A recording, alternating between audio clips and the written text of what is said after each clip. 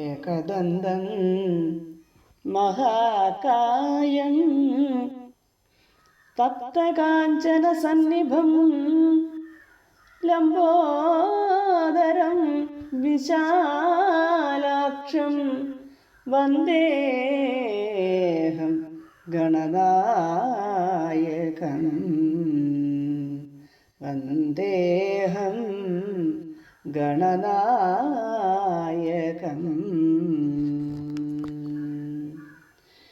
ഇങ്ങനെയുള്ള നവഖണ്ഡമീ ജംബുദ്വീപിലിംഗിഹ കർമ്മക്ഷേത്രം ഭാരതമൊന്നേയുള്ളൂ എന്നതിൽ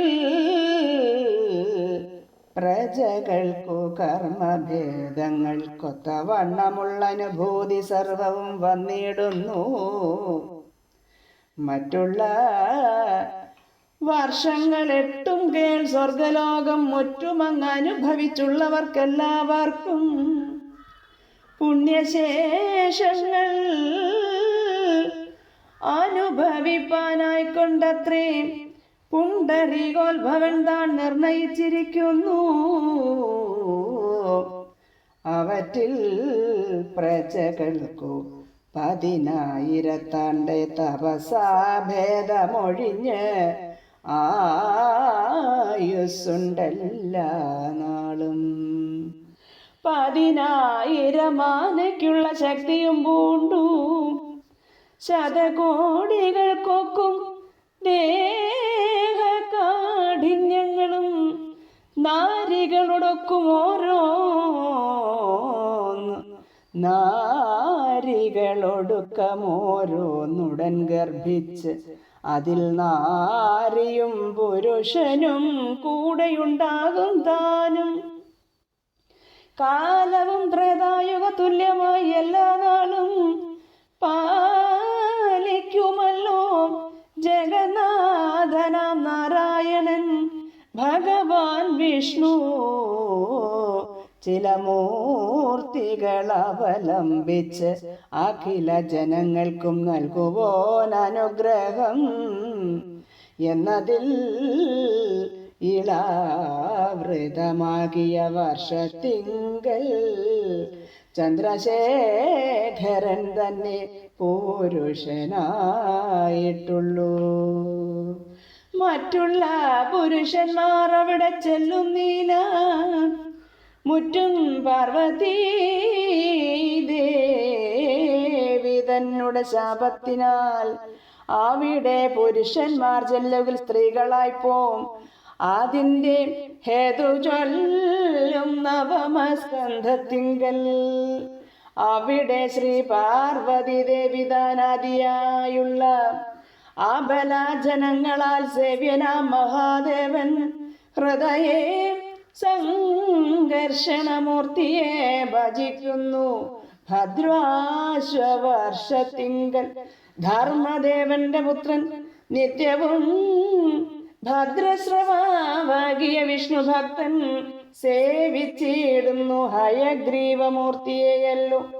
പ്രഹ്ലാദൻ നരസിംഹമൂർത്തിയെ സേവിക്കുന്നു.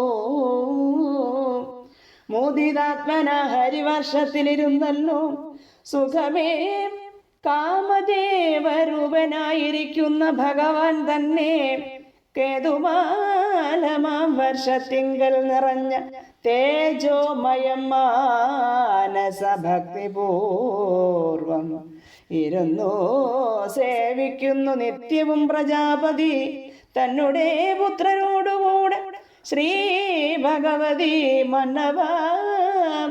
രാത്രികളിൽ സ്ത്രീജനത്തോടും പകൽ പുരുഷന്മാരോടും കൂടിരുന്ന് ഭജിക്കുന്നു. സംഖ്യയും 366 വക. അവിടെ സുദർശന തേജസ ഗർഭമുണ്ടായ അബലാജനങ്ങൾക്കും ശ്രവിച്ചിടുന്നു നിത്യം.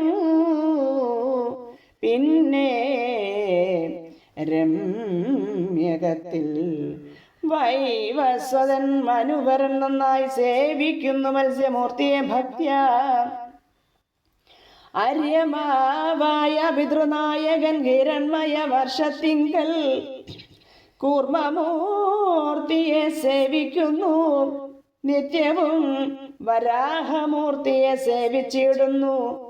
ഉത്തുംഗ കുരുക്കളിലിരുന്നു ഭൂമിദേവി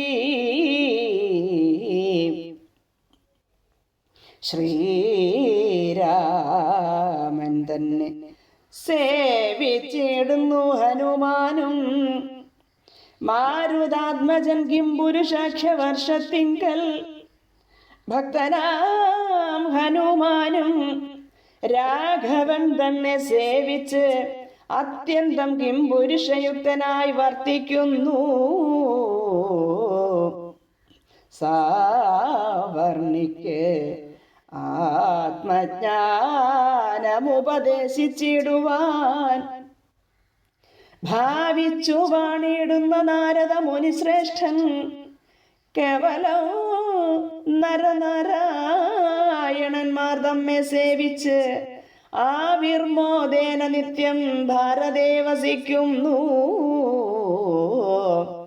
അങ്ങനെയുള്ള മഹാഭാരത വർഷത്തിങ്കൽ എങ്ങുമുണ്ട സംഖ്യ മഹാത്മ്യങ്ങൾ വളർന്ന് ഓരോ പുണ്യശൈലങ്ങൾ നദികൾ പുണ്യനദികൾ പലവിധം എണ്ണമില്ലവറ്റിൻ്റെ മഹിമ ചൊല്ലിടുവാൻ ഖണ്ഡങ്ങളെല്ലാറ്റിലും ഉത്തമം ഭാരതമാ ഖണ്ഡം എന്നതു സർവലോക സമ്മതമല്ലോ. അവിടെ ജനിക്കുന്ന പുരുഷന്മാർക്ക് മോക്ഷം വഴിയെ സാധിക്കാവൂ. യജ്ഞകർമ്മങ്ങൾ കൊണ്ടേ 9 ഖണ്ഡങ്ങളായി ഇങ്ങനെ ഇരിക്കുന്ന ജംബുദ്വീപത്തെ ചുറ്റി ലവണാംബുധിയുള്ളൂ. വിസ്താരമതു 1,00,000 യോജനയാകുന്നിതു. അത്യന്തമത് ചുറ്റിയിരിക്കും ലക്ഷദ്വീപം.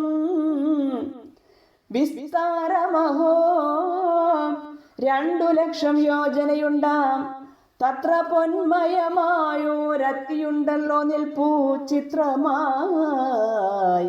100,000 യോജനയുയർന്നുകൊണ്ട് എത്രയും ശോഭിച്ച് അതിമുഖ്യമാം പ്രഭയോടും. അതിനാൽ ലക്ഷദ്വീപം അതിനു പേരായി വന്നിത്. അവിടേക്ക് അധിപതിയായി അഭിഷേകം ചെയ്താൻ മകനാം ഇത്മജിഹ്വൻ തന്നെ അപ്രിയവ്രതൻ. സുഖമായി ആത്മതുല്യം അവനം ചെയ്താനവൻ. ഇത്മജിഹ്വനു മക്കൾ 7 പേരാകുന്നിതു. ലക്ഷദ്വീപ് 7 പകുത്തവനും കൊടുത്താൻ പോൽ. ശിവയോ യവസവും സുഭദ്രം ശാന്തം ക്ഷേമം. ശിവദം അമൃതവും അഭയം ഇവ നാമങ്ങൾ ഇവ തന്നെ അധിപന്മാർക്കുമെല്ലാം. അധ പുല്ലിംഗങ്ങളായി പറകുന്നതേയുള്ളൂ. അവിടെ ഖണ്ഡങ്ങൾ തന്നെ അവധിക്കെല്ലാം ഓരോ രാജലവരന്മാരുണ്ട്. അതിരായി അറിഞ്ഞാലും അവിടെ ഖണ്ഡങ്ങൾ തന്നെ അവധിക്ക് എല്ലാം ഓരോ രാജലവരന്മാരുണ്ട്. അതിരായി അറിഞ്ഞാലും സവിധേ നദികളുമുണ്ടോരോന്നെല്ലാറ്റിനും. അവനീപതേ പാർത്താൽ അധികം അത്യത്ഭുതം. ഓം നമോ ഭഗവതേ വാസുദേവായ.